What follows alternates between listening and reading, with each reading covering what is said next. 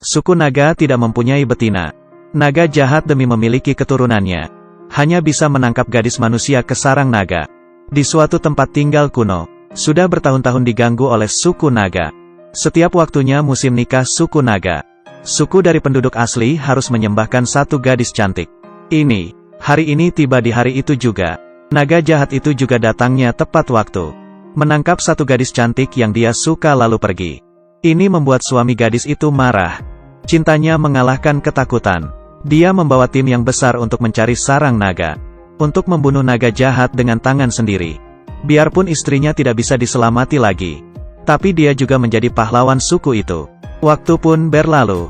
Tempat tinggal ini sudah berusia puluhan tahun. Tidak melihat bayangan naga jahat lagi. Orang-orang menganggap, naga jahat sudah mati. Hari ini, adalah hari Gui Hua menikah.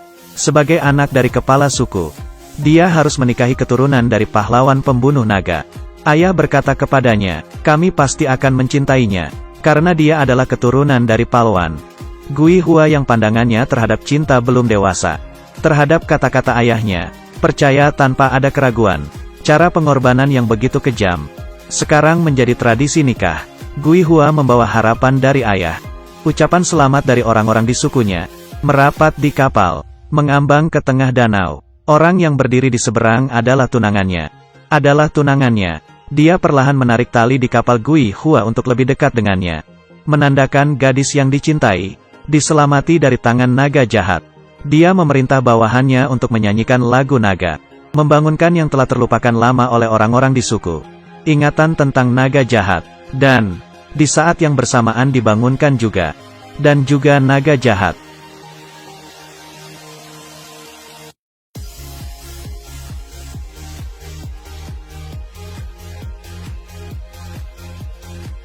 Gui Hua dibawa pergi oleh naga jahat.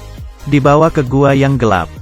Dia memanjat batu-batu di dinding, menggunakan tali untuk keluar dari goa. Tidak disangka, muncul seekor hewan kecil. Menunjukkan taring kepadanya, menganggap dia adalah musuhnya. Gui Hua mengambil batu untuk melindungi diri. Dari sebelah, terdengar suara pria yang maco. Menyuruhnya meletakkan batunya, berbaring dengan baik, menunggu hewan itu pergi. Pria tidak dikenal itu memberinya obat. Untuk mengobati lukanya, Gui Hua melihat lubang yang kecil. Ayah, pria tampan sialan. Melihat ada yang menemani dirinya, Gui Hua mulai bertanya kepadanya.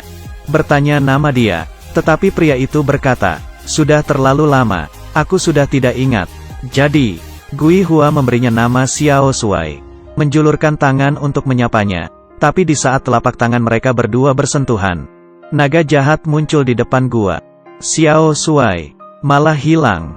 Gui Hua tidak berhenti bersembunyi di dalam gua. Naga jahat menjulurkan cakarnya ingin menangkapnya. Tetapi badannya begitu besar, tidak bisa masuk. Hanya bisa menyemburkan api untuk meredakan emosi. Hei bro, menyiksa istrinya seketika, mengejar istri di tempat kremasi. Di bawah usikan naga jahat, Gui Hua akhirnya merangkak keluar dari gua. Tapi di depannya malah jurang.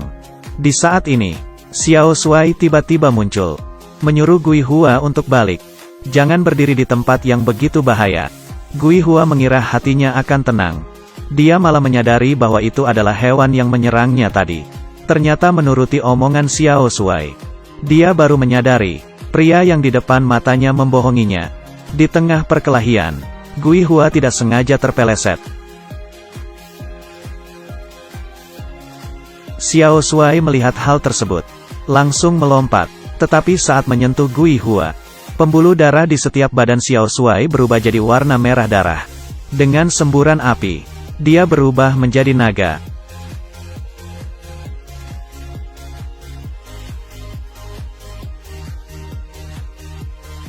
Adanya malah Xiao Shuai malah menopangnya. Gui Hua selamat tanpa luka. Xiao Shuai direndam di air. Hewan kecil itu mengerang pelan di sampingnya. Gui Hua berpikir untuk membiarkannya begitu saja. Pergi mengikuti arus air. Dirinya akan menjadi pahlawan pembunuh naga yang baru. Tetapi hewan kecil itu di sampingnya tidak berhenti mengerang. Berpikir tentang mukanya yang tampan itu lagi. Sungguh sangat menyiksa. Gui Hua tidak tega melihatnya. Menariknya balik ke gua. Di sebelah sana, tunangannya membawa tim. Datang mengejar naga jahat, tapi tidak ada kompas dan peta. Jadinya mereka tersesat di tengah kabut. Dia tidak ingin kehilangan nyawanya karena ini. Memutuskan untuk balik. Gui Hua melihat Xiao Shuai tetap di situasi koma. Bagaimanapun karena diri sendiri, dia mencari tanaman obat-obatan dan mengobatinya. Malamnya hujan. Gui Hua yang bajunya sangat tipis kedinginan sampai tidak bisa tidur. Memikirkan orang yang di sampingnya. Sepertinya demam. Kemudian diam-diam merapat. Dengan begitu, tertidur dengan tenang. Saat dia terbangun di hari kedua, di badannya terdapat selimut. Di samping terletak buah naga yang segar. Sebentar, emangnya buah naga dimakan bersamaan dengan kulitnya? Gui Hua berjalan keluar gua. Melihat Xiao Shuai sedang menangkap ikan. Dia pergi menyapanya. Dia berharap bisa mengantarnya pulang ke rumahnya. Tapi Xiao Shuai menolaknya. Menceritakan kisah suku naga kepada Gui Hua. Saat masih kecil, Xiao Shuai juga ingin seperti ayahnya. Berusaha menjadi naga dan terbang dengan bebas. Hingga di suatu hari, di laut mengambang sebuah kotak. Ini dari dunia lain. Barang dari manusia. Xiao Shuai sangat penasaran dengan barang yang ada di dalam.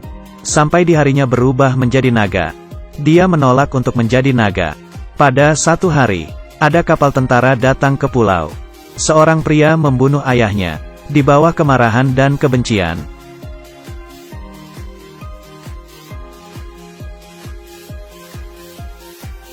Saat dia berubah menjadi naga, ingatan tentang nenek moyangnya yang dengan kasarnya menyakiti anak gadis. Semua masuk ke dalam otaknya. Mereka menangkap anak gadis tersebut, dan membakarnya dengan api naga. Setelah apinya mati, akan ada penerus baru yang lahir. Dia sangat sengsara, semua hal seperti dia sendiri yang membuatnya. Dia tidak ingin begini. Bertahun-tahun, dia akhirnya bisa mengontrol naga jahat di dalam tubuhnya. Tetapi manusia menyanyikan lagu naga lagi. Setelah Xiao Shuai sadar, dia sudah menangkap pulang Gui Hua ke gua. Jika menyentuh Gui Hua, darah naga di dalam tubuhnya akan kambuh. Jadi dia tidak bisa mengantar Gui Hua pulang. Dia hanya bisa menunggu pahlawannya datang menjemputnya. Tapi apakah pahlawannya bisa sampai ke sini? Semua bergantung pada cinta Gui Hua kepada pahlawannya itu. Setelah mendengar cerita dari Xiao Shuai, pikiran Gui Hua berubah terhadap Xiao Shuai. Dia menunggu tunangannya menjemputnya, sambil mengajari Xiao Shuai hidup seperti manusia biasa. Jadinya, mereka bersama membangun rumah kecil. Langkah pertama menjadi manusia. Pertama harus mempunyai rumah. Mereka berdua bermain-main di pinggir pantai. Bermain-main. Lihatlah rasa masam dari cinta. Gui Hua memberikan Xiao Shuai sebuah ocarina. Berharap dia bisa melupakan masa lalunya. Xiao Shuai mempersiapkan kembang api untuknya. Sebagai balasan, sebuah perasaan yang tidak sama, diam-diam tumbuh di antara mereka dua.